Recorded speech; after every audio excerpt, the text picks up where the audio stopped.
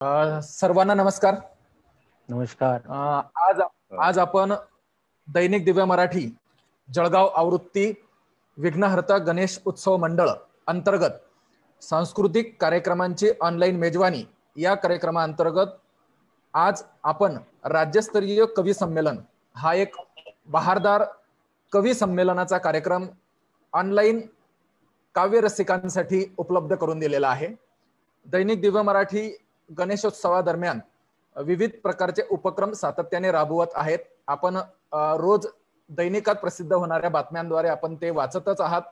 आज आपण काव्य रसिक श्रोत्यांसाठी एक बहारदार काव्याचा कार्यक्रम म्हणून आपण या ठिकाणी उत्कृष्ट काव्य मेजवानी घेऊन येत आहोत दैनिक दिव्य मराठी तर्फे.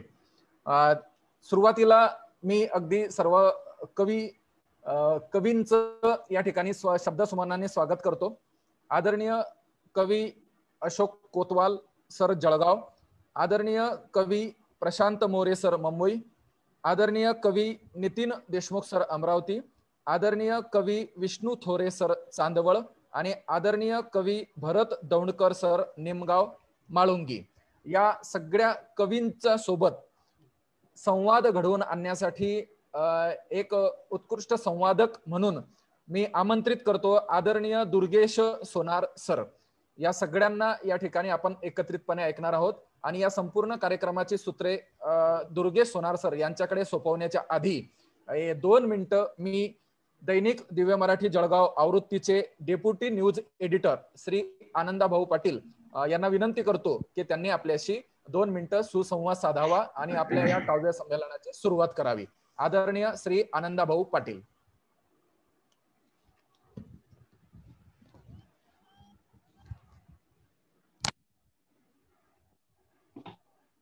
सर नमस्कार. सर्वांना नमस्कार. नमस्कार सर. नमस्कार. नमस्कार. नमस्कार. नमस्कार. आपल्या या सांस्कृतिक गणेशोत्सवात सर्व सहभागी कवी मित्रांचे स्वागत आहे. आज अधिक वेळ न घेता रसिकांची उत्सुकता न ताणता मी आदरणीय दुर्गेश सोनार सरांना माईक सुपूर्द करतो की सरांनी या बहारदार मैफिलीला सुरुवात करावी. धन्यवाद आनंद पाटील सर, जगदीश पाटील सर, तुमच्या सगळ्यांचे अगदी मनापासून सुरुवातीलाच आभार व्यक्त करतो. दैनिक दिव्य मराठीच्या खानदेश आवृत्तीच्या वतीनं गणेशोत्सवाच्या काळामध्ये ही ऑनलाईन कवितेची मैफिल आपण करतो आहोत. खरं म्हणजे काळ तसा कठीण आहे. कोरोनाच्या संसर्ग काळात आपण सगळेच जण आपापल्या घरामध्ये एका अर्थाने बंदिस्त झालेलो आहोत. पण असं जरी असलं, कोरोनाने आपल्याला जरी बंदिस्त केलं असलं तरी आपल्या ज्या काही अभिव्यक्ती आहेत, आपल्या ज्या भावना आहेत, आपले जे विचार आहेत, त्याला मात्र कोणी बंदिस्त करू शकत नाही. त्यामुळे या विचारांना, या अभिव्यक्तीला अनेक स्वरूपाची व्यासपीठ या काळामध्ये उपलब्ध झालेली आहेत आणि त्यातलंच एक महत्वाचं व्यासपीठ म्हणजे ऑनलाईन माध्यम आहे. आणि झूमच्या माध्यमातून, फेसबुक लाईव्हच्या माध्यमातून तमाम काव्य रसिकांपर्यंत आपण पोहोचतो आहोत. आपला आवाज पोहोचतो आहे, आपल्या कविता पोहोचता आहेत. त्याचा अगदी मनापासून मला आनंद आहे. सुरुवातीलाच मी दैनिक दिव्य मराठीच्या या सगळ्या संपादकीय सहकाऱ्यांना आणि त्यांच्या तांत्रिक टीमला सुद्धा मनापासून धन्यवाद देतो, कारण त्यांनी हा सगळा गोतावळा जमवून आणलेला आहे. गणपतीचा काळ आहे. गणपती ही कलेची देवता आहे. गणपती ही बुद्धीची देवता आहे. जाती विलया संकटे तुझ्यामुळे, जाती विलया संकटे तुझ्यामुळे बाप्पा मोरया. त्यामुळे या बाप्पा मोरयाला सुरुवातीलाच नमन करत, वंदन करत या कवितेच्या या पूर्ण मैफिलीची सुरुवात आपण करणार आहोत. कविता नेमकी काय असते तर कविता तुमचा आमचा जगण्याचा श्वास असते.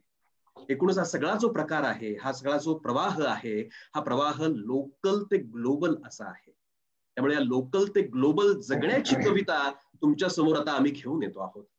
आणि माझ्यासोबत या संपूर्ण कवितेच्या मैफिलीमध्ये जगण्याची कविता तुमच्यापर्यंत पोहोचवण्यासाठी माझ्यासोबत आहेत ज्येष्ठ कवी अशोक कोतवाल, त्यांचं मी स्वागत करतो.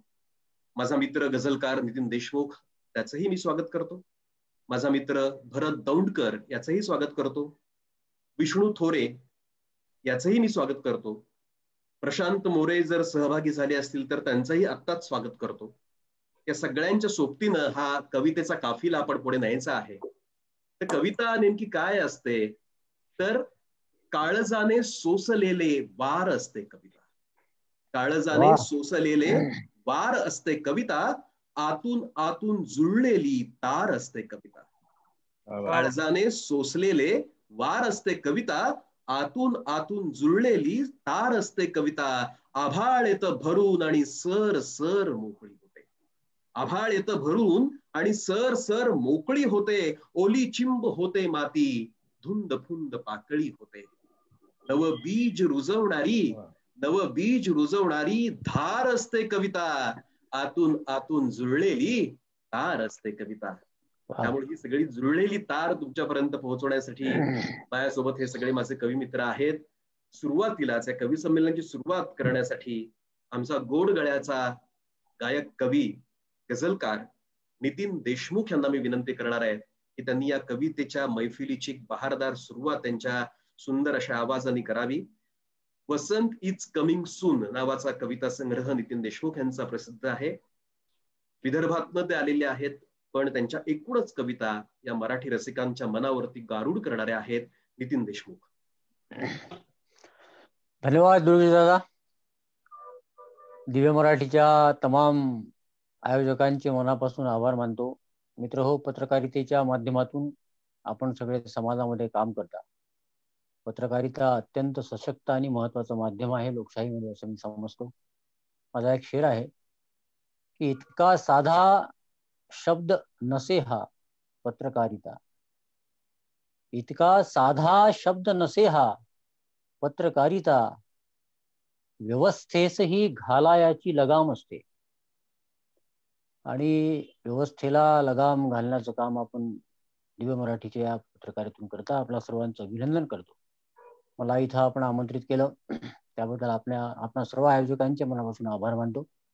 हलक्या फुलक्या प्रेमाकडून सामाजिकतेकडे जाणाऱ्या एका जुन्याच गझलेने या मैफिलीची आपण सुरुवात करू की तू प्रेम टाळले माझे पण मीही रुसलो नाही.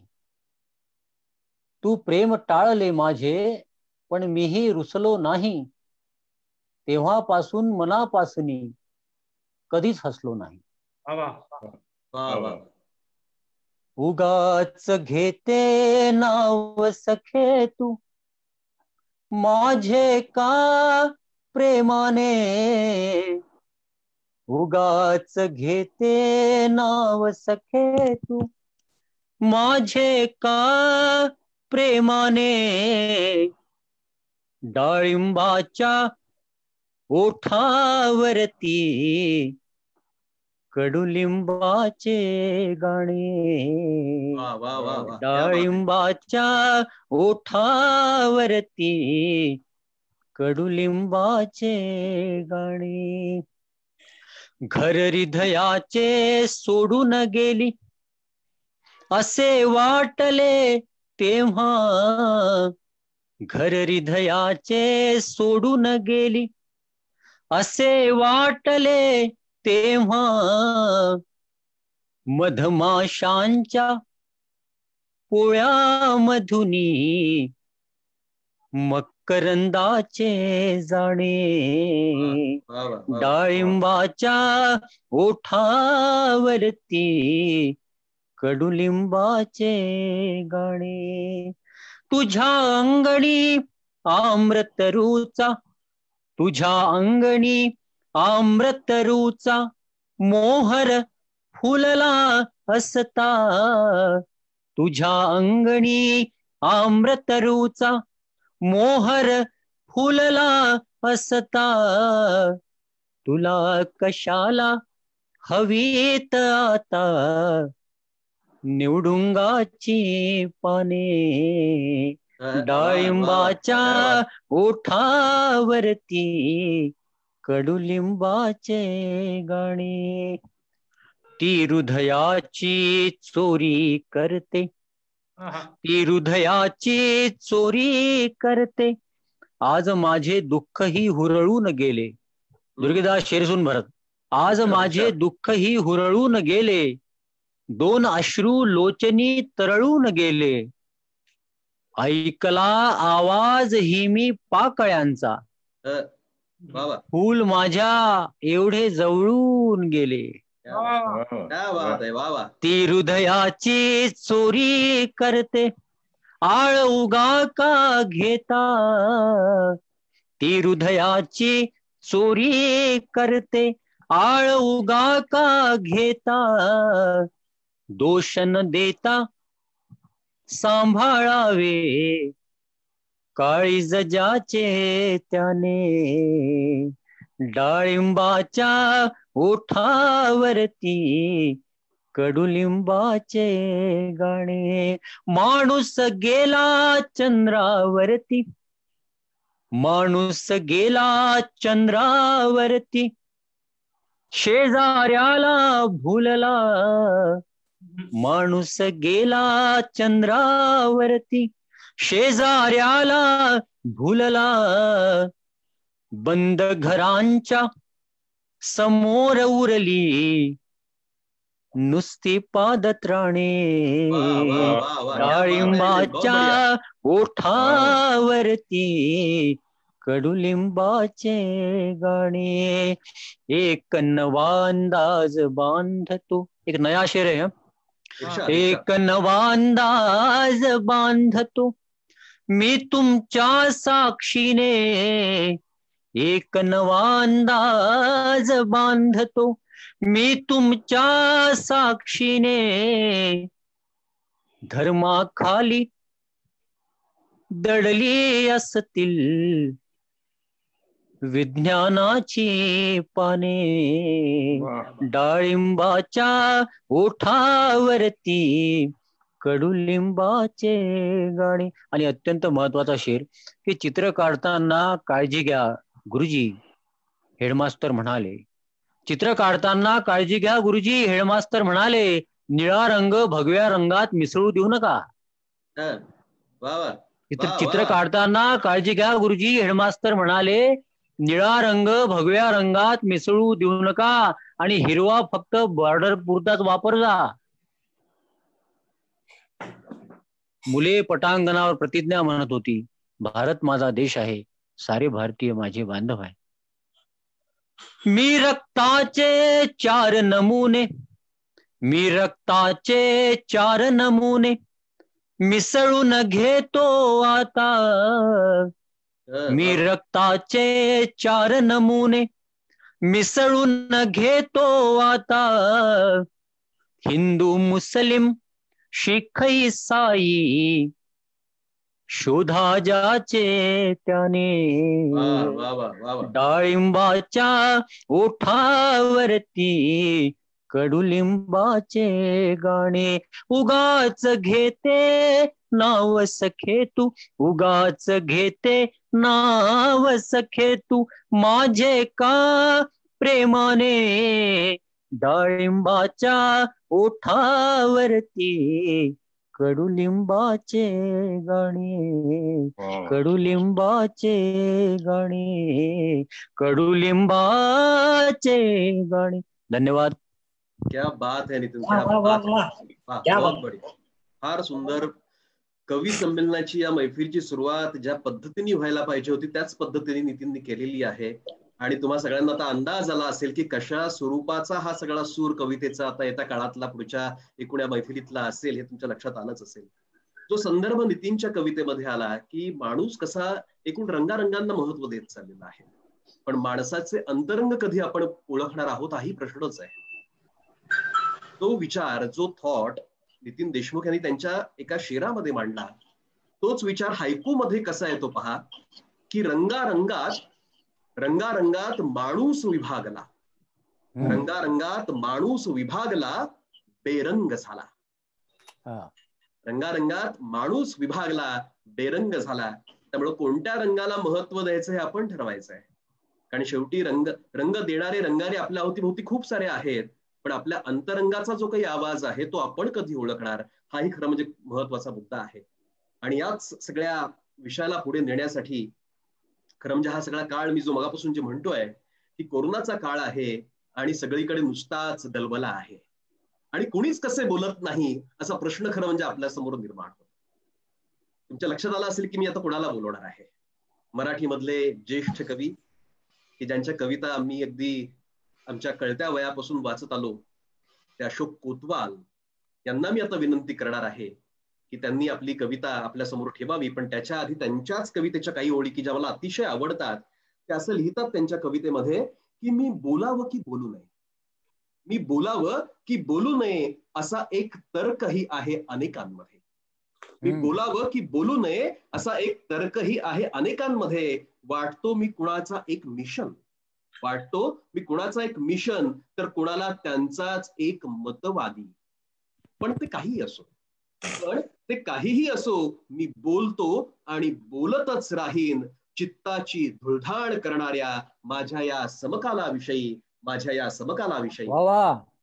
त्यामुळे समकालाविषयी असं रोखठोक भाष्य करणारी कविता ज्यांची आहे, अत्यंत ताकदीची कविता ज्यांची आहे, ते अशोक कोतवाल. त्यांना मी विनंती करणार आहे की त्यांनी आपली एक रचना आपल्या समोर सादर करावी. अशोक कोतवाल सर.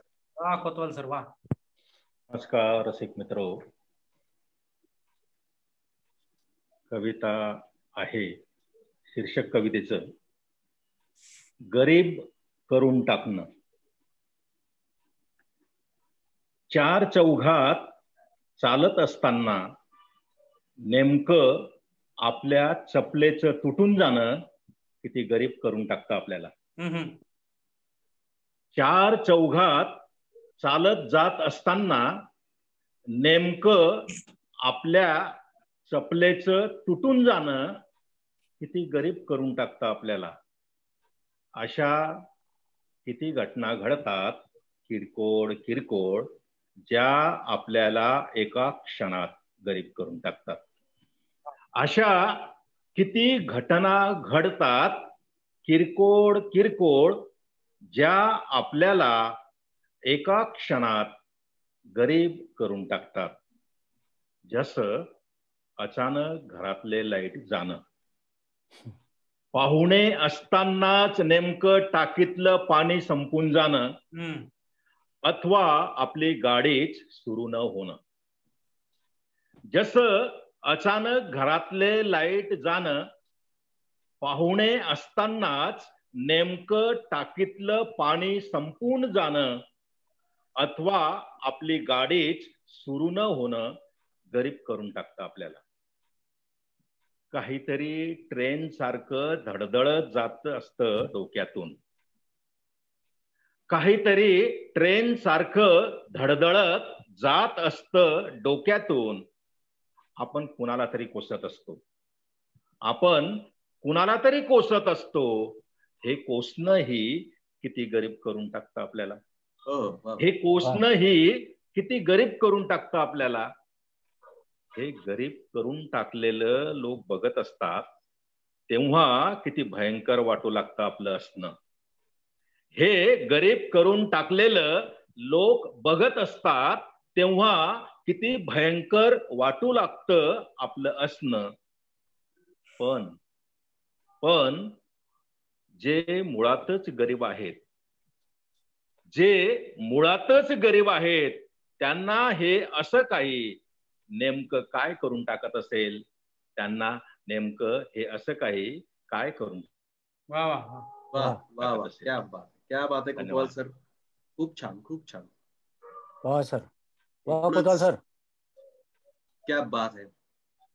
तर हा कवितेचा सगळा जो प्रवास आहे तो असाच आहे की माणसांना अस्वस्थ करणाऱ्या सगळ्या ज्या जाणीवा आहेत, या जाणीवा या कवितांमधून होतात. हीच खरं म्हणजे जगण्याची कविता असते. मी मगाशी जे म्हणालो की कविता हा आपला श्वास असते, आणि हा श्वास ज्याला बरोबर शब्दांमध्ये टिपता येतो तो खऱ्या अर्थानं कवी असतो. आणि असाच माझा एक कवी मित्र की जो चांदवडमध्ये राहतो, पण अतिशय गोड गळ्याचा आहे, चांगल्या चालीचा आहे, विष्णू थोरे. धूळ पेरा उसवता नावाचा कविता संग्रह त्याचा प्रकाशित आहे. आणि विष्णूंनी आपल्या कवितांमधनं महाराष्ट्र गाजवलेला आहे, आपली कविता गाजवलेली आहे. विष्णूच्या कविता लोकांपर्यंत पोहोचल्याच आहेत, पण त्याचबरोबर काही चित्रपटांची गाणी सुद्धा विष्णूंनी लिहिलेली आहे. त्यामुळे मी आता विनंती करणार आहे विष्णूला की विष्णू, तुझी एक कविता सादर करावीस. विष्णू थोडे. धन्यवाद. हा जो सूर चालू आहे सगळ्या कार्यक्रमाचा त्याच्या अनुषंगाने एक कविता म्हणतो.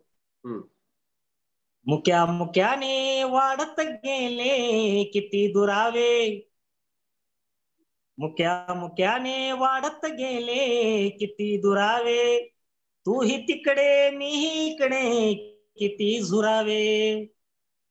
मुक्या मुक्याने वाढत गेले किती दुरावे, तूही तिकडे मीही इकडे किती झुरावे. असं झुरून झुरून भरतने दाढी वाढवली दिसते. भरतची दाढी खूप वाढली.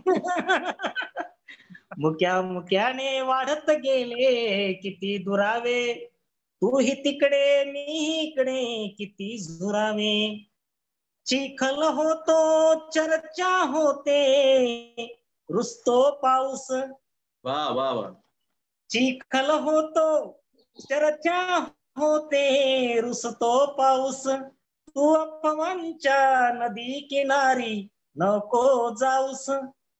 आपुले पाणी आपुल्या पुरतेच मुरावे, आपुले पाणी आपुल्या पुरतेच मुरावे, तूही तिकडे मी इकडे किती झुरावे. मुक्या मुक्याने वाढत गेले किती दुरावे, तूही तिकडे मी इकडे किती झुरावे. माळ मला तू काळोखाचे लावून काजळ, माळ मला तू काळोखाचे लावून काजळ, ठेव हासरी ही मुखाची तुझी चंद्रावळ. माळ मला तू काळोखाचे लावून काजळ, ठेव हासरी ही मुखाची तुझी चंद्रावळ. पुसून टाकू सहवासाचे गोड पुरावे, पुसून टाकू सहवासाचे गोड पुरावे, तूही तिकडे मी इकडे किती झुरावे. मुक्या मुक्याने वाढत गेले किती दुरावे, तूही तिकडे मी इकडे किती झुरावे, किती झुरावे, किती झुरावे. धन्यवाद. क्या बात है विष्णू, क्या बात है. तूही तिकडे मीही इकडे किती झुरावे. लॉकडाऊनच्या काळामध्ये झुरण्याशिवाय दुसरा पर्याय तो काय, नाही का? नितीन दादा जास्त झुरायला लागलाय तिकडे, त्याचा चेहरा पाहून बरोबर आहे. तूही तिकडे मीही इकडे किती झुरावे, नाही का? किंवा तू दूर दूर तेथे हुरहुर मात्र येथे, असंही आपल्याकडे एका गाण्यामध्ये म्हटलेलं आहे. पण विष्णूची कविता ऐकताना मला का कोणास ठाऊक आमचे सोलापूरचे कवी दत्ता हलसगीकर यांच्या काही ओळी सारख्या आठवत होत्या.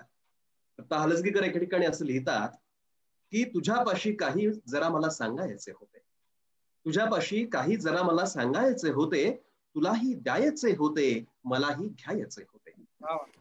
तुझ्यापाशी जरा काही मला सांगायचे होते, तुलाही द्यायचे होते मलाही घ्यायचे होते. तुला घेऊन एकांती नभाच्या मांडवाखाली, तुला घेऊन एकांती नभाच्या मांडवाखाली, कळीशी बोलतो वारा कसे बोलायचे होते, कळीशी बोलतो वारा कसे बोलायचे होते. आता हे सगळं बोलायचं राहूनच जातंय, कारण लॉकडाऊनचा काळ आहे, तुम्ही बाहेर जाऊच शकत नाही, शकत नाही. अशा सगळ्या वातावरणामध्ये खरं म्हणजे आपण राहतो आहोत. पण असं जरी असलं तरी आपल्या अभिव्यक्तीचा जो काही दगड आहे तो गोफणीतून नेमकेपणानं सुटतो आणि आपल्या भावनांचा तो वेध घेतो.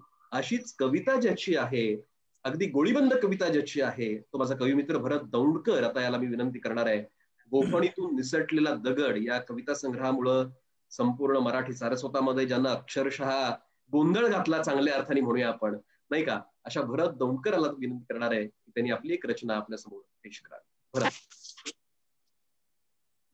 नमस्कार. मगाशी विष्णू बोलला मी तुरत असल्यामुळे धाडी वाढवलेली आहे. वेगळा कारण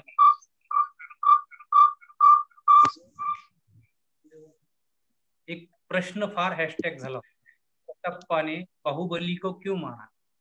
अख्खा देश हा प्रश्न विचारत होता की कटप्पा ने बाहुबली को क्यों मारा. एवढ्या मोठ्या प्रमाणात हा प्रश्न विचारला गेला, पण कुणीच असं विचारलं नाही कि दाभोळकर को क्यों मारा, गौरी को क्यों मारा, पानसरे को क्यों मारा. माझी कविता ह्या प्रश्नांवरच जुळते, म्हणून त्याविषयीची कवितेचं नाव आहे स्वप्नांचे खून. अजून किती जणांच्या रक्तानं माती आपली मलिन होणार आहे, अजून किती जणांच्या रक्तानं माती आपली मलिन होणार आहे. दाभोळकरांच्या खुनाची केस नक्की उलगडणार आहे की तुकारामासारखीच वैकुंठात विलीन होणार आहे, तुकारामासारखीच वैकुंठात विलीन होणार आहे. अरे वैकुंठात काय शोधता, वैकुंठात काय शोधता, खरं पुष्पक विमान तर इथंच आहे, माणसातच दडलंय पण रडारवर दिसत नाहीये.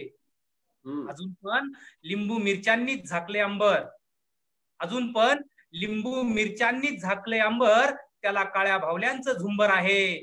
परवा पानसरे, काल कलबुर्गी आणि उद्या आपल्या सगळ्यांचाच नंबर आहे, उद्या आपल्या सगळ्यांचाच नंबर आहे. नुसतेच सीसीटीव्ही कॅमेरे काय उघडून बघता, नुसतेच सीसीटीव्ही कॅमेरे काय उघडून बघता, जरा जिवंत माणसांचं अंतःकरण उघडून बघा ना. नुसतेच कसे बदलत गेले आहेत सीन, नुसतेच कसे बदलत गेले आहेत सीन, पण पडदे तेच आहेत. अरे फक्त गिधाड बदलली, मुर्दे तेच आहेत. नखावर शाई लावून घेताना आपल्याला दिसत नाही त्यांचा अडकित्ता. आपला देश म्हणजे फक्त श्रीमंतांचीच महासत्ता आणि गरीब माणसं म्हणजे नुसता वरून सोडलेला कडीपत्ता, नुसता वरून सोडलेला कडीपत्ता. अन्न सुरक्षा विधेयकातला शिधा गोळा करून करून, अन्न सुरक्षा विधेयकातला शिधा गोळा करून करून आधीच उखडून गेली होती अंतःकरणातली जमीन, आणि आता तर भुकेलाही मिळत नाही भाकरीचा जामीन. कुठे कुठेत अच्छे दिन, अच्छे दिन येतील या एका शब्दानं बघा ना किती जणांच्या स्वप्नांचे खून झाले. आधी आश्वासनांचे अकाउंट उघडले आणि नंतर आपल्या दुःखाचे अनुदान आपल्या खात्यावर जमा केले, आपल्या दुःखाचे अनुदान आपल्या खात्यावर जमा केले. या देशाच्या इंद्रधनुष्यात आमच्या दुःखाचा एकही रंग नाही, आणि तुम्ही रंगायच्या काय बाता मारता. आपण रंगायचं पण फक्त राशन कार्डांच्याच रंगात रंगायचं, आपण रांगायचं पण फक्त आधार कार्डांच्या आधारानेच रांगायचं. या भाकड गाईच्या गोठ्यात हक्कासाठी हंबरता हंबरता कळालंच नाही माणसाचं जनावर कधी झालं. या भाकड गाईच्या गोठ्यात हक्कासाठी हंबरता हंबरता कळालंच नाही माणसाचं जनावर कधी झालं. कळालंच नाही कुठून आली गळ्यात ही स्वप्नांची डिजिटल घंटी. अरे आज गुरांची छावणी झाली, उद्या माणसांची होणार नाही याची काय गॅरंटी, उद्या माणसांची होणार नाही याची काय गॅरंटी. इथल्या प्रत्येक शेतकऱ्याची आत्महत्या हा सुद्धा एक खूनच आहे. इथल्या प्रत्येक शेतकऱ्याची आत्महत्या हा सुद्धा एक खूनच आहे, पण तो सिद्ध करता येत नाही, कारण आभाळावर कुठलाच FIR, मातीवर कुठलाच गुन्हा दाखल करता येत नाही. क्या बात है भरत, बहुत बढ़िया, फार सुंदर, क्या बात है, क्या बात है भरत, वा वा. ही कविता ऐकल्यानंतर नेहमी ज्या वेळेला ही कविता ऐकली आहे भरत तुझी, तेव्हा तेव्हा निशब्द व्हायला झालेला आहे. कारण आपल्या अवतीभोवतीचं सगळं जे वास्तव आहे ना ते इतकं आपल्याला अस्वस्थ करत जातं. जसं अशोक कोतवाल सर म्हणतात की हा नुसता गलबला आहे आणि कुणीच कसं काही बोलत नाही, अशी अवस्था खरं म्हणजे असताना आपली जबाबदारी आहे, कारण आपण कवी आहोत, आपण बोललं पाहिजे. आणि ही कविता नेमकी भरतची बोलते आहे आणि ती नेमकेपणाने वेध घेते आहे. आपला हा कार्यक्रम आपण आता झूम वरती करतो आणि त्याच वेळेला फेसबुक वरती सुद्धा हा कार्यक्रम लाईव्ह सुरू आहे. अनेक जण त्याच्यावरती पाहत आहेत, अनेकांच्या प्रतिक्रिया त्याच्यामध्ये मला पाहायला मिळत आहेत. प्राध्यापक BN चौधरी यांची प्रतिक्रिया भरत तुमच्यासाठी आहे, अत्यंत चांगली प्रतिक्रिया आहे की भरतजी आपली कविता कटू वास्तव चिमटीत पकडून त्यावर परखड भाष्य करते, हीच कवितेची खरी ताकद आहे. धन्यवाद चौधरी सर, तुम्ही छान प्रतिक्रिया दिली. अनेक जण पाहतायत, अनेक मित्र आपले पाहतायत. राजेंद्र पारे आहेत, माधुरी चौधरी आहेत, दिलीप पानपाटील आहेत, संदीप कोंढाळे आहेत, DK शेख आपले उस्मानाबादचे कवी आहेत तेही पाहता आहेत, नामदेव कोळी पाहता आहेत, गौरी देशमुख पाहतायत. त्या सगळ्यांचं अगदी मनापासून मी स्वागत करतो, आभार व्यक्त करतो की तुम्ही आम्हाला सगळ्यांना ऐकता आहात. आणि खरं म्हणजे चांगले ऐकणारे रसिक जर समोर असतील तर कवी म्हणून आपली जबाबदारी नक्कीच वाढते. त्यामुळे या कविता तुमच्यापर्यंत पोहोचतायत आणि खूप छान पद्धतीने हे व्यासपीठ दिव्य मराठीने उपलब्ध करून दिलं, त्याबद्दल दिव्य मराठीचे आभार तर आहेतच. पण ज्याचा संदर्भ मगाशी भरतच्या कवितेमध्ये आला की स्वप्नांचे खून, आपल्या स्वप्नांवरती ज्या पद्धतीने हे सगळा कर लावला जातो आहे त्याचं काय करायचं, त्यातून आता मग माझी कविता तुमच्यासमोर ठेवणार आहे. त्याच्या आधी मतला आणि 2 शेर घेणार आहे आणि एक गझल मी तुमच्यासमोर पेश करणार आहे. भरतच्याच कवितेतला आशय पुढे नेणारे काही शेर तुमच्यासमोर पहिल्यांदा ठेवतो की जाहल्या जखमा अशा की शल्य ही बेजार झाले, जाहल्या जखमा अशा की शल्य ही बेजार झाले, काळजाच्या आत इतुके मोगऱ्याचे वार झाले. जाहल्या जखमा अशा की शल्य ही बेजार झाले, काळजाच्या आत इतुके मोगऱ्याचे वार झाले. आणि पुढचा शेर की ज्याचा संदर्भ भरतच्या कवितेमध्ये होता तो असा आहे, नीट ऐका, की आमच्या स्वप्नांवरी का लावला त्यांनी पहारा, आमच्या स्वप्नांवरी का लावला त्यांनी पहारा, कालचे ते चोर सारे आज चौकीदार झाले, कालचे ते चोर सारे आज चौकीदार झाले. आणि पुढच्या 2 ओळी पुढचा शेर की वाहत्या पाण्यास कोठे, वाहत्या पाण्यास कोठे जात असते का विचारा, वाहत्या पाण्यास कोठे जात असते का विचारा, स्पर्श तू केलास बाबा मग तळे चवदार झाले, स्पर्श तू केलास बाबा मग तळे चवदार झाले. आणि माझी गझल आता मी तुमच्या समोर पेश करतोय, याच आशयाला पुढे नेणारी की सारेच चोर येथे कोणीच थोर नाही, सारेच चोर येथे कोणीच थोर नाही, निर्ढावल्या जीवांना कसलाच घोर नाही, सारेच चोर येथे कोणीच थोर नाही, निर्ढावल्या जीवांना कसलाच घोर नाही, नुसतेच घोषणांचे हे कागदी मनोरे, नुसतेच घोषणांचे हे कागदी मनोरे, आश्वासनात त्यांच्या कुठलाच जोर नाही, सारेच चोर येथे कोणीच थोर नाही. आणि पुढचा शेर आहे की जो काश्मीरचा संदर्भ त्याच्यामध्ये येतो पहा. खरं म्हणजे गेले 3-4 महिने आपण सगळे लॉकडाऊन मध्ये आहे, पण काश्मीर हा वर्षानुवर्ष लॉकडाऊन मध्ये आहे, त्याचं काय करायचं, तो संदर्भ कसा येतो पहा. फुलबाग ही सुकावी दहशत अशी ढगांची, फुलबाग ही सुकावी दहशत अशी ढगांची, निर्धास्त नाचणारा उरलाच मोर नाही, सारेच चोर येथे कोणीच थोर नाही. पण सगळं असं निराशेचा सूर लावून चालेल का, तर मला असं वाटतं की तसं चालणार नाही. कारण कवीनी कधीही निराशावादी असू नये, तर कवीनी आशावादी असलं पाहिजे आणि कवीनी लोकांना प्रकाश दाखवला पाहिजे, आशा दाखवली पाहिजे. म्हणून शेवटच्या 2 ओळी पहा, रक्तात वेदनेचा रक्तात वेदनेचा अंगार चेतवारे, रक्तात वेदनेचा अंगार चेतवारे, पर्याय कोणताही आता समोर नाही, सारेच चोर येथे कोणीच थोर नाही, सारेच चोर येथे कोणीच थोर नाही. वा वा. तर अशी ही कविता अनेक जण खरं म्हणजे पाहतायत, प्रतिक्रिया देत आहेत. मला आनंद आहे की आपलं लोकांपर्यंत आपण पोहोचतो आहे आणि लोकांपर्यंत आपण पोहोचलंच पाहिजे, नाही का. कारण आपल्या मनातले जे विचार असतात, कारण अवतीभोवतीच्या काही घटना घडतात, प्रसंग घडत असतात, घडामोडी घडत असतात, त्यातून आपण अस्वस्थ होत जातो आणि या अस्वस्थतेतून जो सूर आपल्याला सापडतो, जो सूर आपल्याला गवसतो, त्याची कविता होते. आणि ती कविता ही आपल्या पुरती मर्यादित न राहता ती जर लोकांपर्यंत पोहोचली तर ती लोकांसाठीची कविता. त्यामुळे आपल्या कविता विद्यापीठात लावायच्या आहेत का लोकविद्यापीठात लावायच्या हे आपल्याला ठरवायला पाहिजे. वा वा वा वा, नाही का.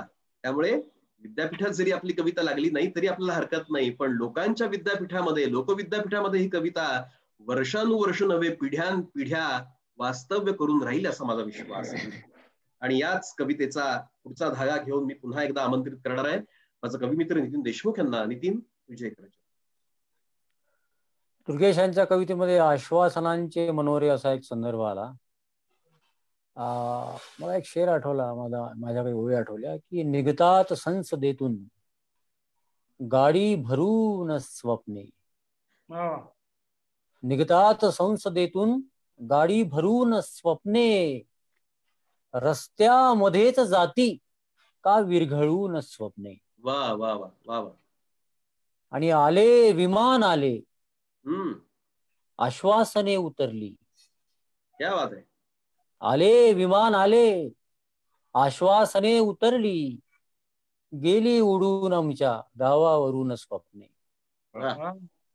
आश्वासनांचे मनोरे बांधले जातात, स्वप्न उतरतात आणि भुरकन उडून जातात. म्हणून मी लिहिलं होतं की उन्हास बिलगून रडे सावली, मनातुनी तळफळे सावली, मनातुनी तळफळे सावली, उन्हास बिलगून रडे सावली, खूप दिला शहरास गारवा, वळवा गावाकडे सावली. सावली खरं तर खेड्यापाड्यामध्ये वळवण्याची गरज आहे मित्र. सर्वत्र आग भरली होणे स्मशान आहे, अस्वस्थ भारताचे हे वर्तमान आहे. पण महत्वाचं काय आहे की वाऱ्यावरी कशाला खोटाचा आळ घेता, वाऱ्यावरी कशाला खोटाचा आळ घेता, घरच्याच वादळाने खचले मकान आहे. हो हो हो, क्या बात आहे. आणि अस्वस्थ भारताचे हे वर्तमान आहे. परंतु कवितेने फक्त प्रश्न मांडू नये, कवितेने उत्तर सुद्धा शोधली पाहिजे. या मताचा मी सुद्धा आहे, अनेकदा या विषयावर बोलतो. पण परिस्थिती फार भयावह आहे की मी सुखावर डाव आता काय लावू, मी सुखावर डाव आता काय लावू, एवढे हे दुःख हुकमी जाहल्यावर. आणि बैठकीच्या झुंबरांना कोण पुसतो, लावणीचा पाय जखमी झाल्यावर. खर तर ही तुमची आमची सगळ्यांची कैफियत आहे मित्र. मरतो आणि सरणावरती जळतो आम्ही, सांगा इथवर किती जणांना कळतो आम्ही. मरतो आणि सरणावरती जळतो आम्ही, सांगा इथवर किती जणांना कळतो आम्ही. हिरव्या हिरव्या आयुष्याला ग्रीष्म गाठतो, पान होऊनी झाडावरून गळतो आम्ही, सांगा इथवर किती जणांना कळतो आम्ही. पण महत्वाचं आहे की शाबूत आहे हृदयामधला माणूस समजा, दुसऱ्यासाठी कधी कधी हळहळतो आम्ही. आणि दुसऱ्यासाठी हळहळणं हे जिवंत मनाचं लक्षण आहे असं मला वाटतं. आणि म्हणून तुमच्या आमच्या जगण्याची ही कविता महाराष्ट्रातल्या रसिकांना अनेक वर्षापासून, गेल्या 15-20 वर्षापासून आवडते आहे. ती कविता मी जगण्याची कविता म्हणून इथं सादर करतो. जळणाऱ्याला विस्तव. अश्रूंना जर पंख जरासे लावून घेता आले असते, अश्रूंना जर पंख जरासे लावून घेता आले असते, या डोळ्यातून त्या डोळ्यांना झरकन देता आले असते, या हृदयाच्या जखमा जर का त्या हृदयाला कळल्या असत्या, माणुसकीला उंचीवरती सहजच नेता आले असते. जळणाऱ्याला विस्तव कळतो, बघणाऱ्याला नाही. सर्वात जास्त शेतकऱ्यांनी आत्महत्या केलेल्या प्रदेशामध्ये मी राहतो, विदर्भामध्ये. आता सोयाबीन अतिशय चांगली होती आणि अचानक खोडकिळा नावाचा एक रोग आला आणि शेतच्या शेत पिवळी झाली, जागेवर सोयाबीन वाढलं. हे दुःख आहे मित्र, खरं तर हे जगणं आहे. आणि हे त्यालाच कळत असतं. जळणाऱ्याला विस्तव कळतो, बघणाऱ्याला नाही. जगणाऱ्याला जीवन कळते. तरी सुद्धा कवितेनं जगण्याची उमेद सुद्धा माणसांना दिली पाहिजे. आणि म्हणून जगणाऱ्याला जीवन कळते, पळणाऱ्याला नाही. जळणाऱ्याला विस्तव कळतो. ताऱ्यांमधले अंतर सोडा, ताऱ्यांमधले अंतर सोडा, माणसातले मोजा. जवळीकतेची गरज माणसा, ग्रह ताऱ्याला नाही. जळणाऱ्याला विस्तव कळतो, एका जागी थांबून थांबून डबके होईल पाणी. वाहत्या पाण्या मार्ग सापडे, अडणाऱ्याला नाही, जळणाऱ्याला विस्तव कळतो. कवितेने उत्तरे शोधली पाहिजे म्हटलं, आणि म्हणून त्याचे उत्तर आहे की एका जागी थांबून थांबून डबके होईल पाणी, वाहत्या पाण्या मार्ग सापडे, अडणाऱ्याला नाही. थांबायाचे आहे तर मग, थांबायाचे आहे तर मग, थांबायाचे आहे तर मग, समुद्र होऊन थांबू. गहराईला सलाम माझा, गहराईला सलाम माझा, खळखळणाऱ्याला नाही, जळणाऱ्याला विस्तव कळतो.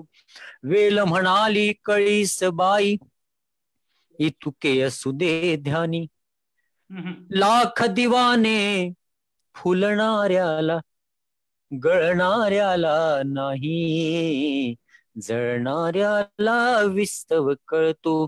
जरी वाटणी ही भिंतींची, हृदय वाटले माझे, जरी वाटणी ही भिंतींची, हृदय वाटले माझे, या बापाला दुःख विचारा, पटवाऱ्याला नाही, जळणाऱ्याला विस्तव कळतो.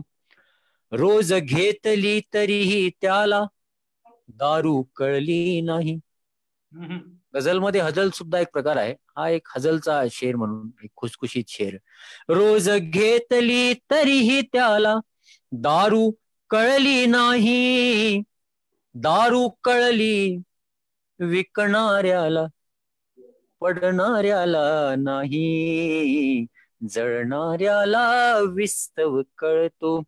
आणि एक नवा शेर की सत्य तुक्याचे बुडले नाही, सत्य तुक्याचे बुडले नाही, सत्य तुक्याचे बुडले नाही.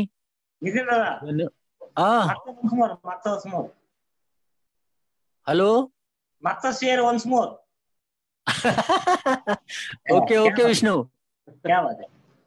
रोज घेतली तरीही त्याला दारू कळली नाही, रोज घेतली तरीही त्याला दारू कळली नाही, दारू कळली विकणाऱ्याला, दारू कळली विकणाऱ्याला, पडणाऱ्याला नाही, जळणाऱ्याला विस्तव कळतो.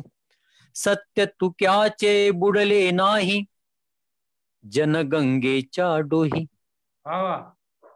सत्य तुक्याचे बुडले नाही, जनगंगेच्या डोही, गाथा कळली कळणाऱ्याला, बुडणाऱ्याला नाही, गाथा कळली तरणाऱ्याला, बुडणाऱ्याला नाही, जळणाऱ्याला विस्तव कळतो. शांत राहण्या शक्ती लागे, पुन्हा एक नवीन शेर. शांत राहण्या शक्ती लागे, शांत राहण्या शक्ती लागे, क्रोधित होणे सोपे, शांत राहण्या शक्ती लागे, क्रोधित होणे सोपे, बुद्ध कळाला कळणाऱ्याला, छळणाऱ्याला नाही, जळणाऱ्याला विस्तव. Ashok sir thank you, thank you Kotwal sir. विस्तव कळतो. परत एकदा मुकरर. Thank you thank you thank you. Once more. राहण्या शक्ती लागे, शांत राहण्या शक्ती लागे, क्रोधित होणे सोपे, शांत राहण्या शक्ती लागे, क्रोधित होणे सोपे, बुद्ध कळाला कळणाऱ्याला, छळणाऱ्याला नाही, जळणाऱ्याला विस्तव कळतो. आणि अजून एक लॉजिकल शेर बघा की जे सरते ते भरते तरीही, जे सरते ते भरते तरीही, जे सरते ते भरते तरीही, सरते म्हणून भरते, कारण सरते म्हणून भरण्याच्या शक्यता आहे. म्हणजे माणसाने पूर्ण असं फुलफिल असू नये असं मला नेहमी वाटतं. म्हणजे आपल्या भरण्याच्या शक्यता कायम राहतात. आणि सरणं सुद्धा संपणं सुद्धा फार गरजेचं असतं आयुष्यामध्ये. जे सरते ते भरते तरीही सरते म्हणून भरते. सरण्याचे भय भरलेल्याला, सरण्याचे भय भरलेल्याला, सरणाऱ्याला नाही, जळणाऱ्याला विस्तव कळतो. दिव्य मराठीच्या माध्यमातून अतिशय चांगला उपक्रम. आपण सगळेजण खरं तर माणसं जोडणारे काम करतो आणि म्हणून या जगण्याचा उद्देश मांडणारा शेवटला तुकडा आणि मग थांबतो.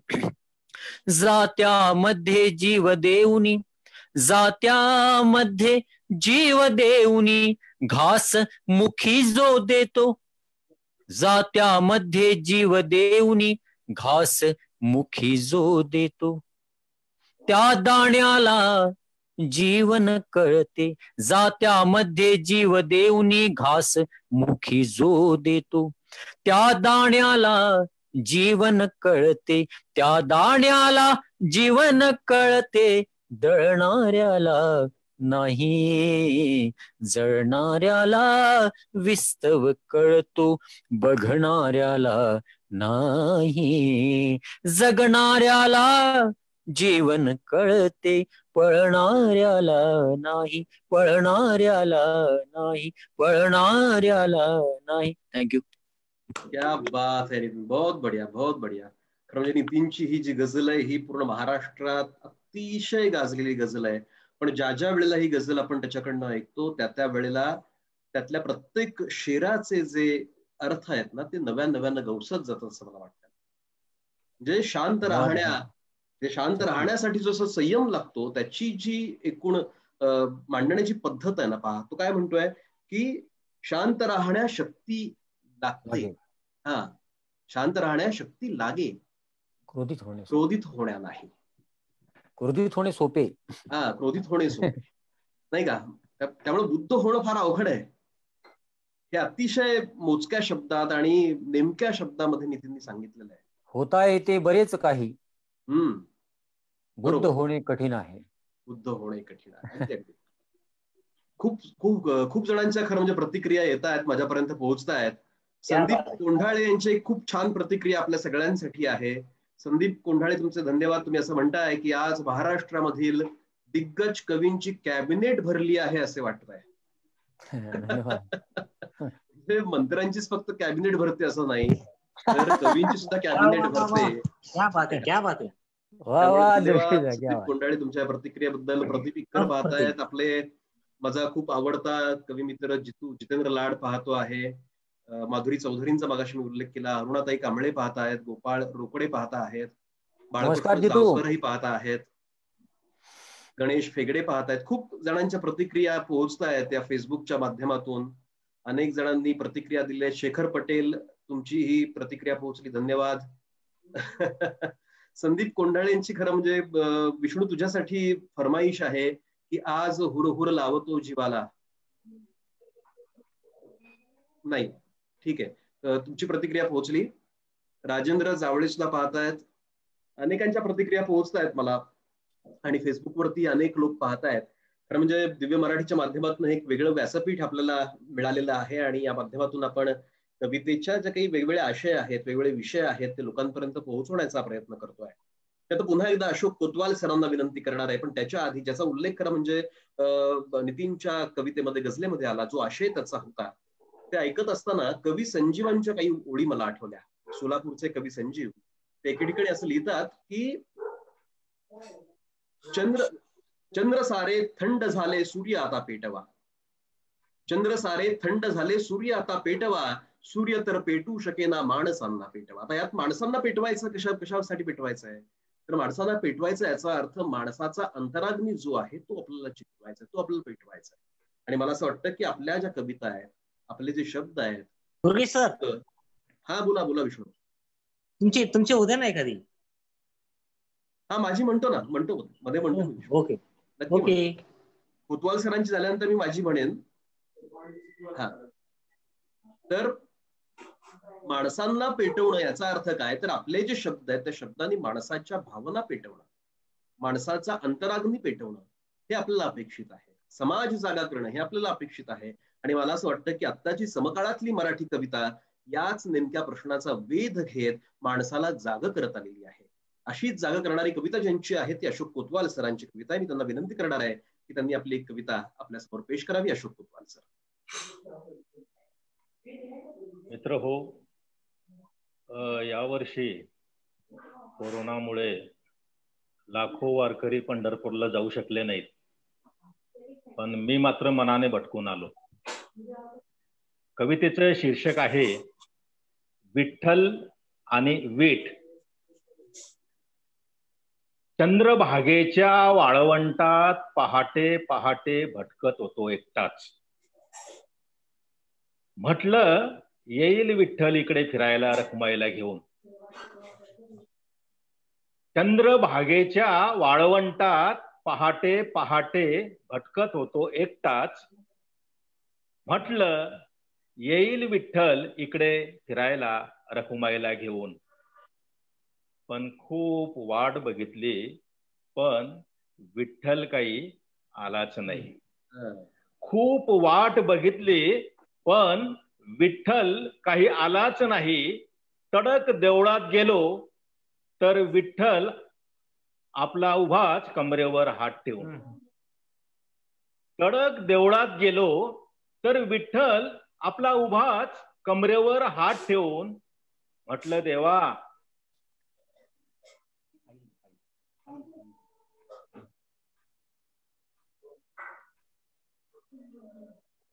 जरा पाय मोकळे करीत जावा की.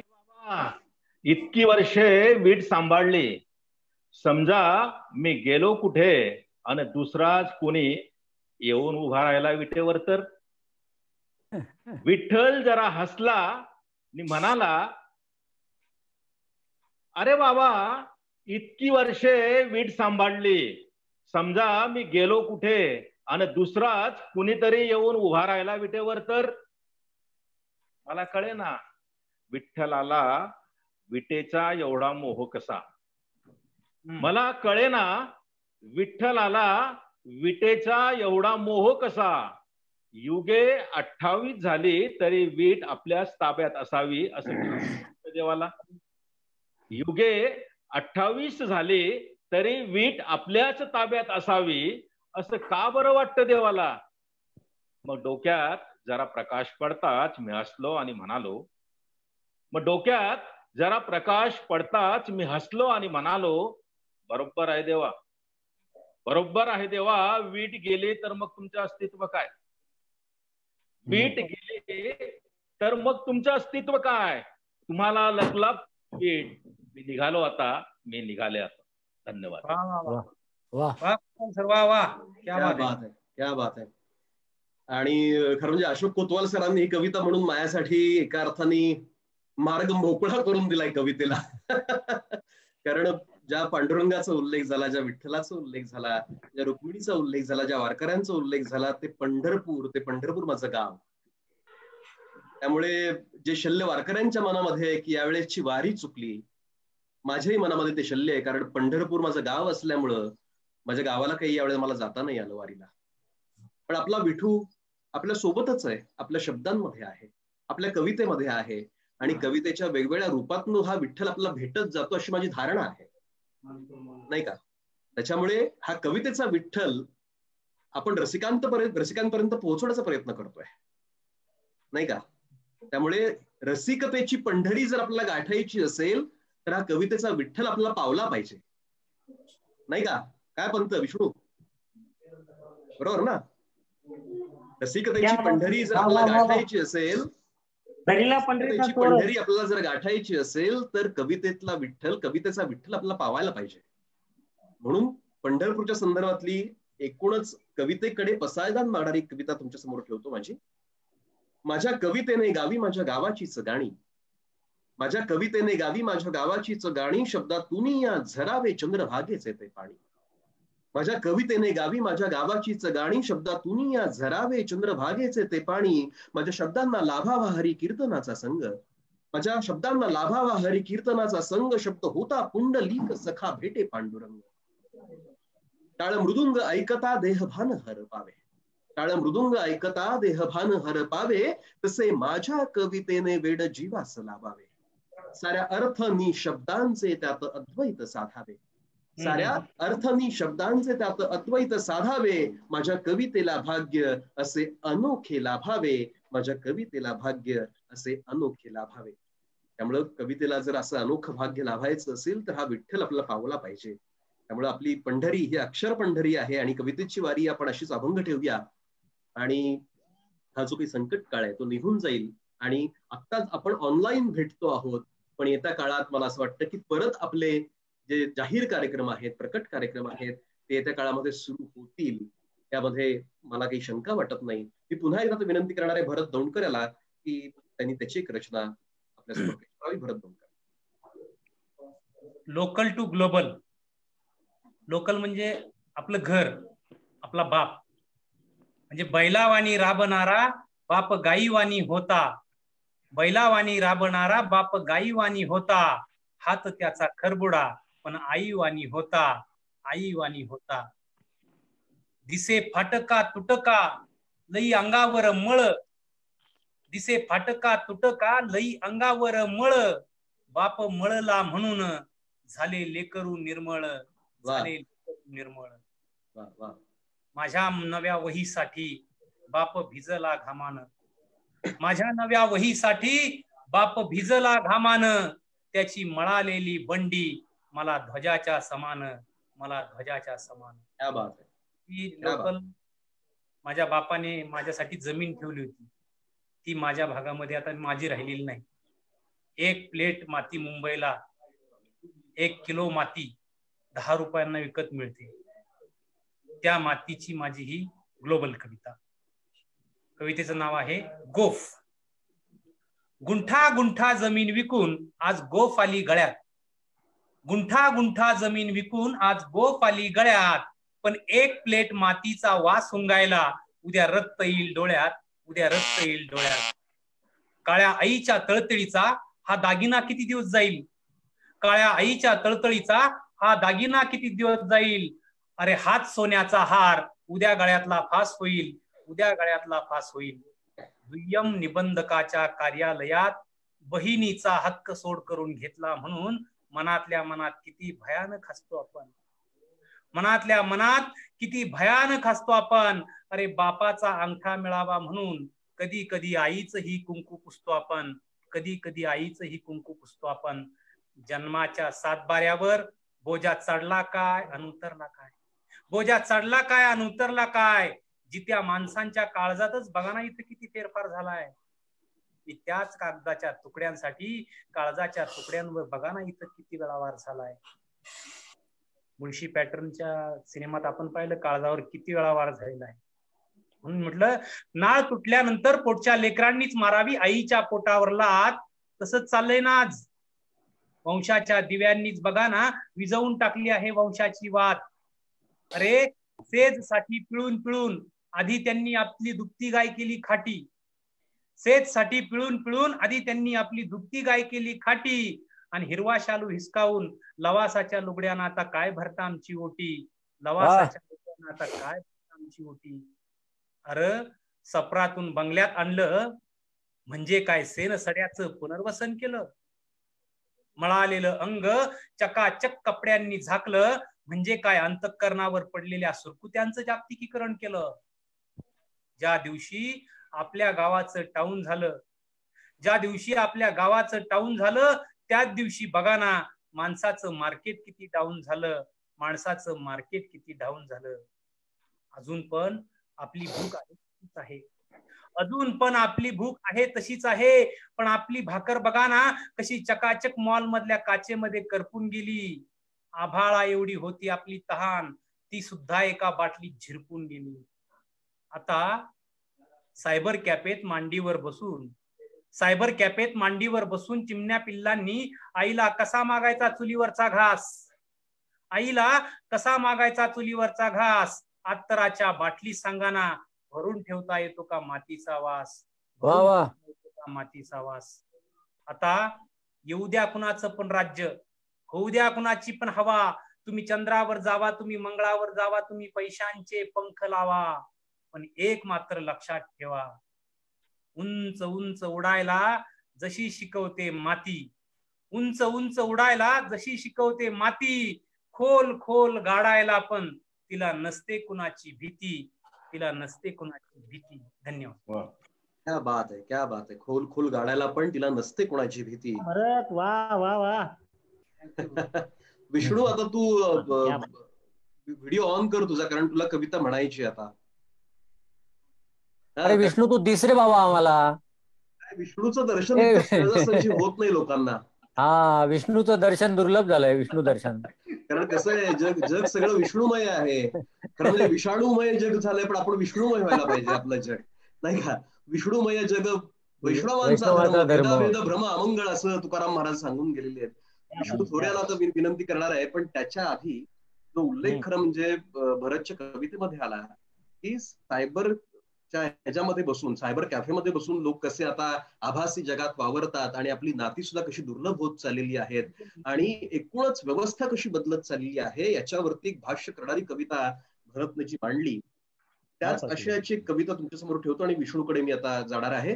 की पहा, की फेसबुक सारखं माध्यम आपण वापरतो, आता सुद्धा आपण लाईव्ह फेसबुक वरती करतो. आपण आपल्या घरामध्ये एखादा आपण पदार्थ केला तर पड्डीशी त्याचा पहिला फोटो काढतो आणि अपलोड करतो आणि नंतर मग खायला घेतो.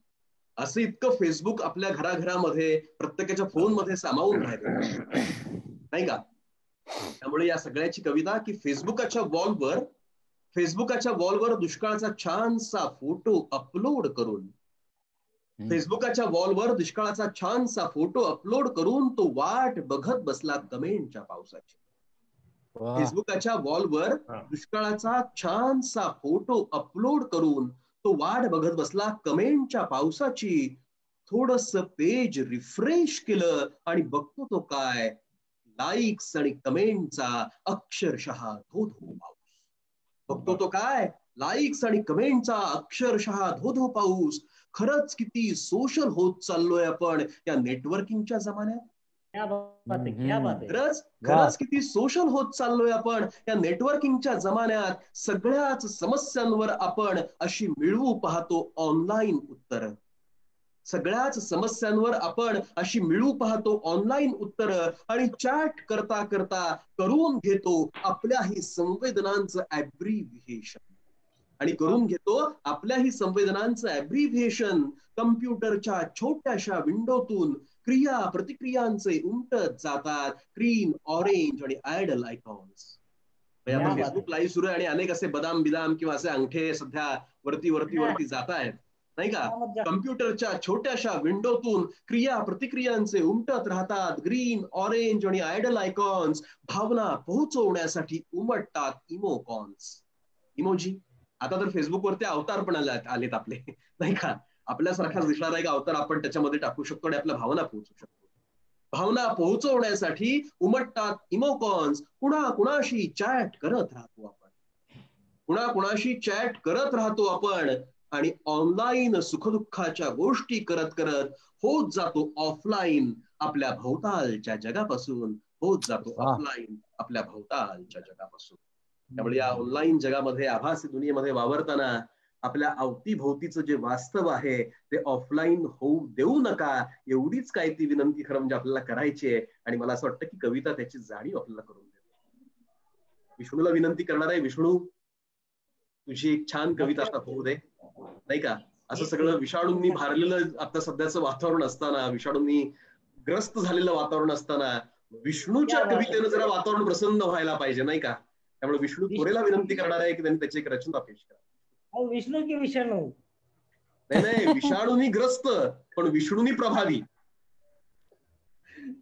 ते कोणाला ऑफर केली ते कळालं नाही ना. बरं, त्याच आशयाची कविता म्हणतो. क्या बात. पल परक नाती उरली नावाला,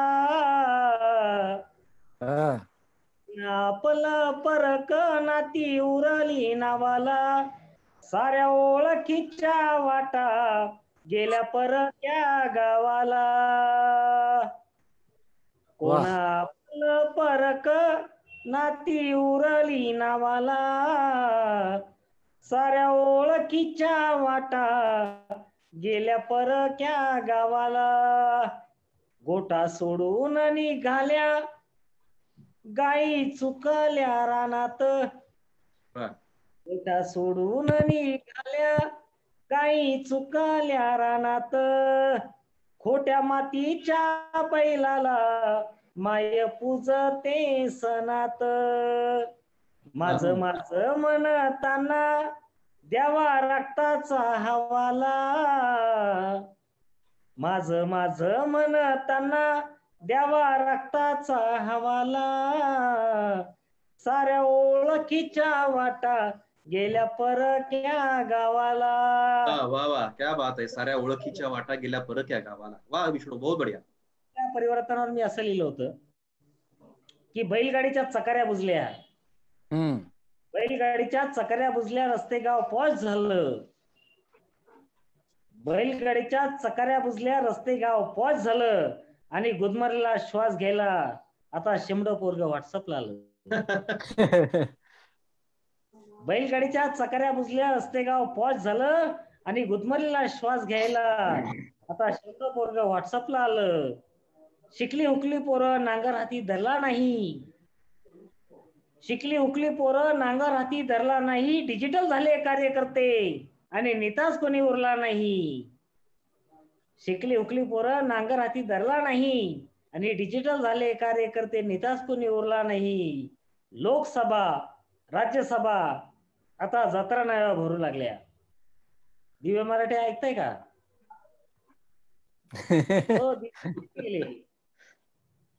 लोकसभा राज्यसभा आता जत्रा नव्या भरू लागल्या आणि निवडणूक लोकसभा राज्यसभा आता जत्रा नव्या भरू लागल्या आणि लोकशाहीच्या दिंड्या आता ढाबर जाऊन चरू लागल्या. भाकरीचं इमान गेलं, दारूशिवाय मतदार आता ओळख नाही. भाकरीचं इमान गेलं, दारूशिवाय मतदार आता ओळख नाही, आणि निवडणुकीचं भाद्रपद लागल्याशिवाय उमेदवार काही फळत नाही. वा विष्णू, वा विष्णू, क्या बात आहे. अरे विष्णू, तुझ्यासाठी खूप प्रतिक्रिया फेसबुक वरती येत आहेत. अमृत तेलंग म्हणतायत विष्णू स्तोत्र प्रति, आणि निकिता असोदेकर भागवतांची पण प्रतिक्रिया तुझ्यासाठी आहे की विष्णू रानात फिरतोय आणि असं पहाडी आवाज ऐकतोय असं वाटतंय. धन्यवाद निकिता, तुम्ही ऐकताय. ज्ञानेश्वर भागवत ही तुम्हाला धन्यवाद तुमचेही. माधव गव्हाणे तुमचेही आभार. तुषार सोमवणे तुमचेही आभार. प्रज्ञा गुर्जर देशपांडे तुमचेही आभार. संदीप कोंढाळेंची प्रतिक्रिया आहे की कवितेच्या माध्यमातून वारीची ऊर्जा आज आपल्या सहवासातून अनुभवायला मिळते. मृगेशजी असे बहुमोल कवींना नेहमी आम्हाला ऐकवाल ही माफक अपेक्षा. सर्व कवींचे धन्यवाद. अगदी बरोबर आहे, कारण येत्या काळामध्ये आपण असे अनेक कार्यक्रम करणार आहोतच. कारण सध्याचा काळ जरी घरी बसायचा असला तरी कवी काही असा स्वस्थ बसणारा नाही. कवीची चळवळ शब्दाची जी आहे ना, ही चालूच राहते. सामर्थ्य आहे चळवळीचे जो जो करील तयाचे. त्यामुळे आपली चळवळ जी आहे ना, ही शब्दांची चळवळ आहे, आणि कवी असा कधीही शांत बसणार नाही. त्याचे शब्द बोलत राहतील, त्याची कविता बोलत राहील आणि ती रसिकांपर्यंत पोहोचत राहील, हा विश्वास नक्कीच आहे.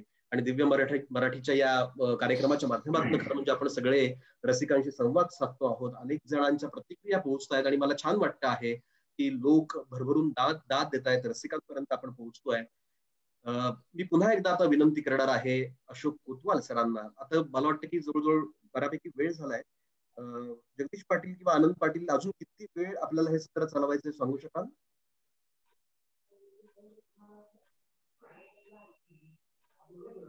आनंद पाटील. हा सर. हा, अजून किती वेळ आपल्याला सुरू ठेवायचं आहे? आपण 15-20 मिनिटं घेतलं तरी काही अडचण नाही. अजून 15 मिनिटं? ठीक आहे, हरकत नाही. हो. कारण कसं आहे की एकूण वेळ ही लक्षात घ्यायला पाहिजे. कसं असतं, योग्य वेळेला योग्य तो निर्णय घेता आला पाहिजे, योग्य वेळी थांबता आलं पाहिजे, आणि योग्य ठिकाणी सुद्धा थांबता आलं पाहिजे, नाही का? तर आपण लोकांच्या मनात थांबून राहू. नाही का? त्याच्यामुळे शेवटची 15 मिनिटं आहेत. प्रत्येक कवीच्या आता एक कविता आपण घेऊया आणि मग या संमेलन समारोप करूया. अशोक कोतवाल सरांची कविता आपण शेवटी समारोपाला ठेवू. मी आता परत भरत दौंडकरला विनंती करणार आहे. भरत, तुझी एक कविता. भरत दौंडकर.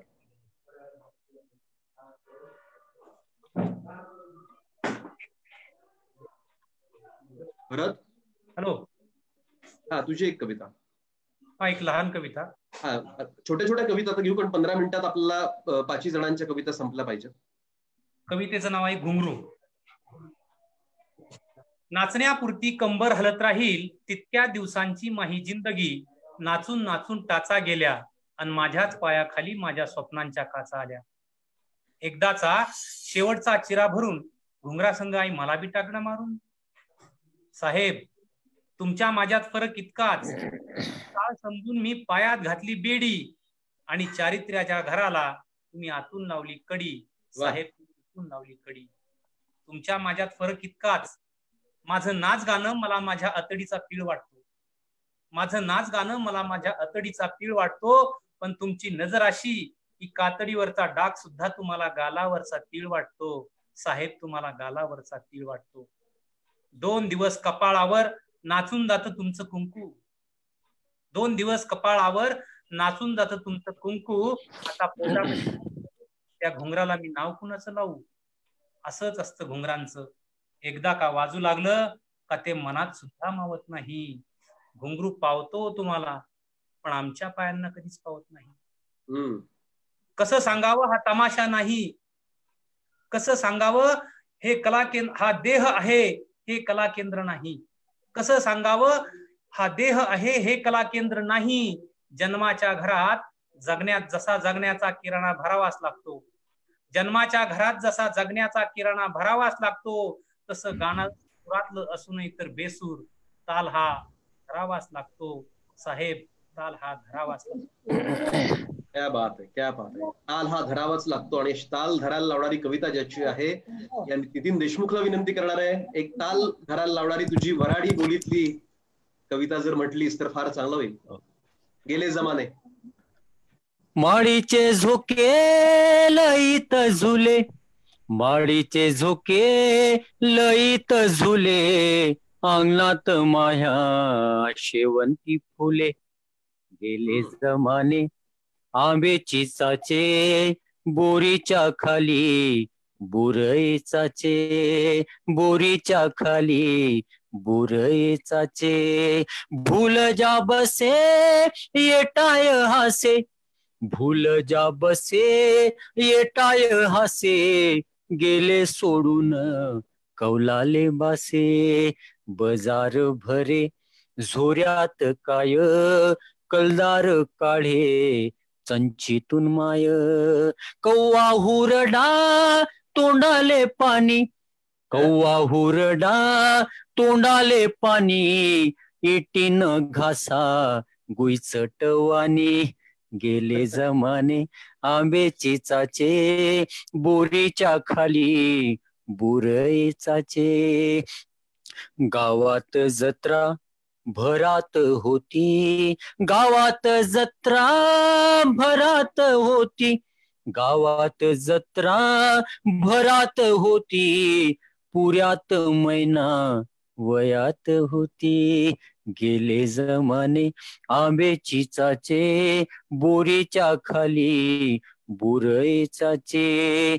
बुळ आनाची शर्यत लागे, पाण्याशी पोर मनमानी वागे.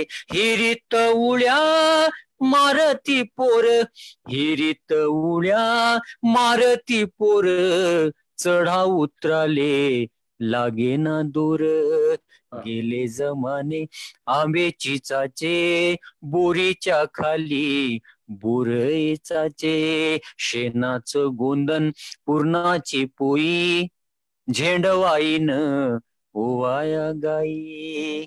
भोंग्यात वाजे लग्नाचं गाणं, भोंग्यात वाजे लग्नाचं गाणं, मांडवासाठी भोकराचे पान. गेले जमाने आंबे चिचाचे, बोरीच्या खाली बुरईचाचे. आता बदलली दुनियादारी, दिस निंगते भर दुपारी. हारपला ठेचा हारपला कैना, हारपला ठेचा हारपला कैना, गावात आता लाजे ना मैना. क्या बात है, वाह नितीन, बहुत बढ़िया. आंब्याची चाचे बोरीच्या खाली, बुरई चाचे बोरीच्या खाली, बुरई चाचे बोरीच्या खाली, बुरई चाचे. थँक्यू. क्या बात आहे, क्या बात आहे, वाह नितीन, बहुत बढ़िया. म्हणजे माहोल खरं म्हणजे तुझ्या कवितेने केलेला आहे, त्याबद्दल खरं तुझे आभार तर आहेतच. आणि तुझी कविता अशीच येत्या काळामध्ये रसिकांच्या मनावरती गारूड करत राहील असा विश्वास मला तरी नक्की वाटतो. खूप जणांच्या प्रतिक्रिया येत आहेत, मी सगळ्यांचे आता आभार मानतो. त्याच्यामध्ये राजेंद्र जावळे आहेत, ज्ञानेश्वर भागवत आहेत, वैभव चाळके माझा मित्र पाहतो आहे, धन्यवाद वैभव, तू पाहतो आहेस. ज्ञानेश्वर भागवतांनी प्रतिक्रिया दिलेली माझ्याबद्दल प्रतिक्रिया आहे की सूत्रसंचलन खूप छान दुर्गेश सर, धन्यवाद. कारण तुमच्या सगळ्यांच्या प्रेमाखातरच खरं म्हणजे होतंय. मी फक्त निमित्त मात्र आहे, बाकी कविताच आपल्याला बोलवते, त्याच्यामुळे कविताच आपली सारं काही आहे.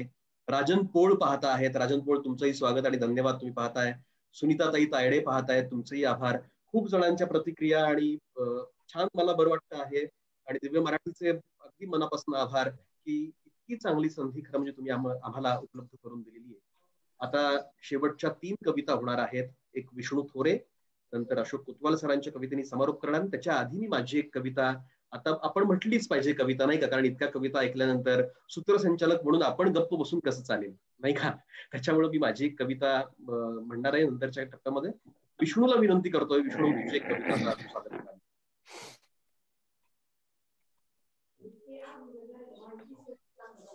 विष्णू,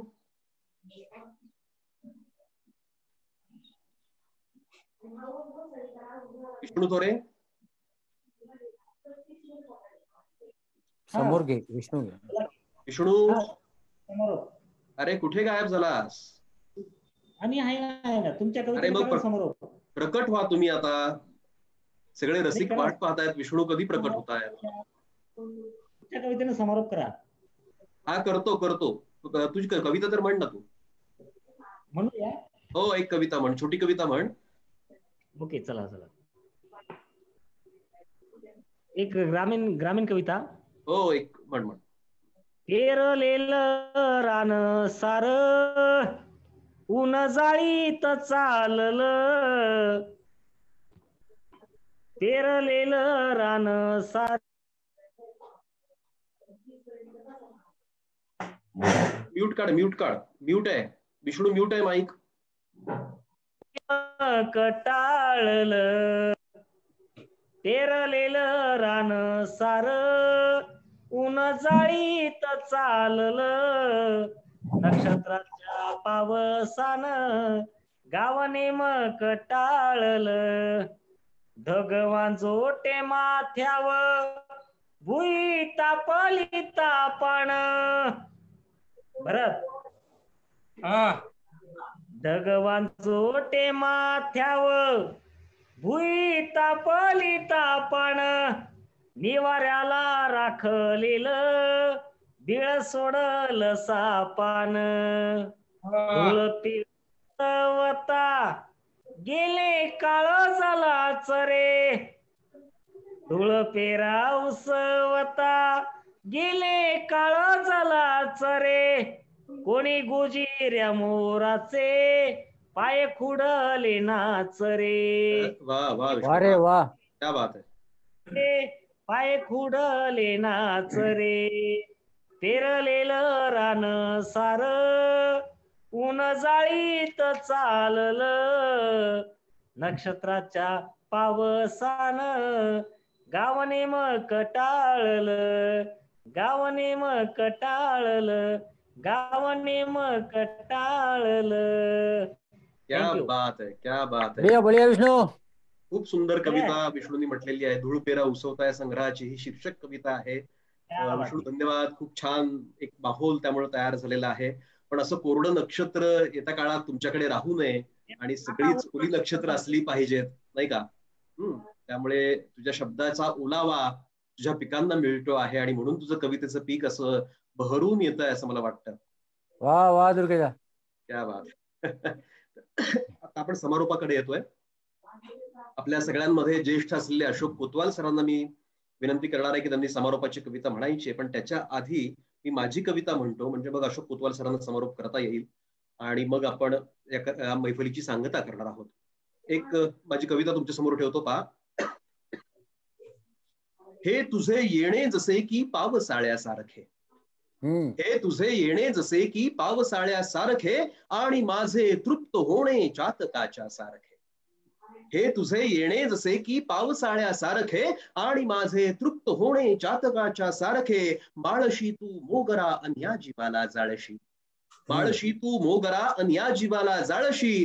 तरवळू दे ना मला केसात गजऱ्यासारखे, हे तुझे येणे जसे की पावसाळ्यासारखे. पण हे सगळे दिवस जे असतात हे चंद्रमुखीचे दिवस असतात, नंतर नंतर सूर्यमुखीचे होतात, आणि मग ज्वालामुखीचे दिवस येतात. आणि मग आठवण करून द्यायला लागतं की बाई, दिवस ते होते गुलाबी भानही नव्हते मुळी, दिवस ते होते गुलाबी भानही नव्हते मुळी. आज चल भेटू पुन्हा प्रेमात पडल्यासारखे, हे तुझे येणे जसे की पावसाळ्यासारखे. आणि मग नंतर खूप उशिरा कळतं आपल्याला बरं का नितीन, की ज्या वाटेने आपण गेलो ना ती वाट चुकीची होती की काय. त्यातनं आलेल्या 2 ओळी पहा की आड वाटेने कशी ती वाट येते आडवी, आड वाटेने कशी ती वाट येते आडवी. हे कसे होते अचानक वाट चुकल्यासारखे, हे कसे होते अचानक वाट चुकल्यासारखे. आणि मग अगदी आणि पुढच्या 2 ओळी पहा की बऱ्याचदा असं असतं ना की आपण जे खायचे दात वेगळे असतात आणि दाखवायचे दात वेगळे असतात असं आपण म्हणतो. त्यातनं आलेल्या 2 ओळी पहा. कोणते प्रतिबिंब माझे दावितो हा आरसा, कोणते प्रतिबिंब माझे दावितो हा आरसा. हे खरे की ते खरे हा पेच पडल्यासारखे, हे खरे की ते खरे हा पेच पडल्यासारखे. आणि अनेक गोष्टी फिक्स असतात, विशेषतः राजकारणामध्ये याचा अनेक वेळेला अनुभव येतो.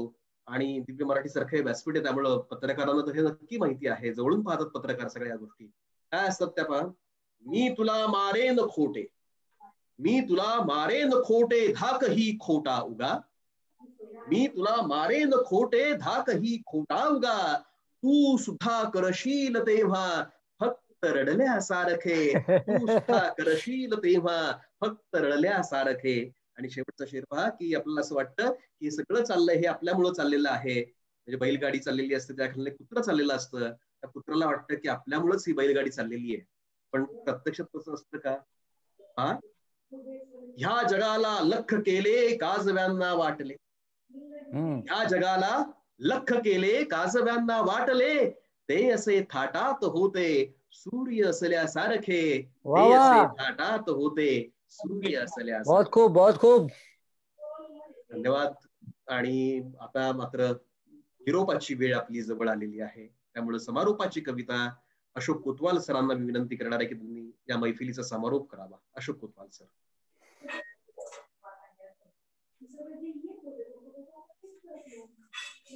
अशोक कोतवाल सर. भरत फार थकला रे. नाही रे, कोतवाल सर आहेत का? माझ्यावर लक्ष ठेवून येते. मी विष्णूवर लक्ष ठेवून आहे खरं तर. अशोक कोतवाल सर. हॅलो हॅलो, आवाज पोहोचतोय? हो येतोय सर. हा, तुमच्या कवितेने समारोप करू आता, शेवटची कविता. हो, गाऊन गाऊन म्हणा म्हणा गाऊन. कवितेचं शीर्षक आहे खरा प्रश्न. अशोकराव, सावल्यांसोबत आक्रोशही कापले जात आहेत सपासप, हात कुणाचे धरावेत. सावल्यांसोबत आक्रोशही कापले जात आहेत सपासप, हात कुणाचे धरावेत. प्रश्न हत्येचाही नाही, हत्यारी आणि हत्यारांचा आहे जे सतत बदलतायत. प्रश्न हत्येचाही नाही, हत्यारी आणि हत्यारांचा आहे जे सतत बदलतायत. शोकाने शोकवटलेले शब्द नि धोक्यांनी बरबटलेली व्यवस्था, कुणी कुणावर ठेवावा भरवसा. शोकाने शोकवटलेले शब्द आणि धोक्यांनी बरबटलेली व्यवस्था, कुणी कुणावर ठेवावा भरवसा. प्रश्न व्यवस्थेचा नाही, प्रश्न व्यवस्थेचा नाही, तिच्यात राहणाऱ्यांचा आहे जे फक्त भांबावत आहेत. प्रश्न व्यवस्थेचा नाही, तिच्यात राहणाऱ्यांचा आहे जे फक्त भांबावत आहेत. भुकेचा राडा करून सुखाचे वाडे बांधून घेणाऱ्या पिढ्या दोष कोणाला द्यावा? भुकेचा राडा करून सुखाचे वाडे बांधून घेणाऱ्या पिढ्या दोष कुणाला द्यावा? प्रश्न पिढ्यांचाही नाही, प्रश्न पिढ्यांचाही नाही, वाडे बांधून देणाऱ्यांचा आहे जे आजही टाचा घासतायत. वाडे बांधून देणाऱ्यांचा आहे जे आजही टाचा घासतायत. प्रश्न तुमचा माझा सर्वांचा आहे, प्रश्न तुमचा माझा सर्वांचा आहे. पण खरा प्रश्न एकच, जो आधी घोड्यागत किंकाळून चवताळेल त्याचा आहे, जो आधी घोड्यागत किंकाळून चवताळेल आहे. धन्यवाद. क्या बात आहे. वा वा वा वा. खरा प्रश्न हाच आहे, नाही का? आणि या प्रश्नाचीच उत्तर आपल्याला येत्या काळात शोधायची आहेत. मी या तमाम कवी मित्रांचे मनापासून आभार मानतो, रसिकांचेही आभार मानतो, आणि दिव्य मराठीच्या सगळ्या व्यवस्थापनाचे, संपादकीय सहकाऱ्यांचेही आभार मानतो की त्यांनी या गणेशोत्सवाच्या काळामध्ये एक कवितेच्या माध्यमातून गणपती बाप्पाची सेवा करण्याची संधी तुम्ही आम्हाला उपलब्ध करून दिली. आणि शेवटी कवितेनं काय द्यायचं असतं आपल्याला, कवितेकडनं काय अपेक्षा असते आपली, नाही का? तर कवितेने इतुके द्यावे, कवितेने इतुके द्यावे की भरून जावी झोळी, कवितेने इतुके द्यावे की भरून जावी झोळी, मी निघून गेल्यावरही मागे उराव्या ओळी, मी निघून गेल्यावरही मागे उराव्या ओळी. त्यामुळे आपल्या सगळ्यांच्या कवितांच्या ओळी मागे उरून राहतील, दिव्य मराठीच्या अंकामध्ये छापून येतील आणि त्या ओळी अजरामर होतील असा मला विश्वास वाटतो. त्यामुळे दिव्य मराठीचे, प्रशासनाचे सगळ्यांचे मनापासून आभार, रसिकांचे मनापासून आभार. आपलं प्रेम असंच कायम ठेवा आणि येत्या काळामध्ये पुन्हा आपण भेटूच यात, कारण ही जगण्याची कविता आहे, ही लोकल ते ग्लोबल कविता आहे. धन्यवाद. धन्यवाद. आनंदराव कुठे? आनंदराव.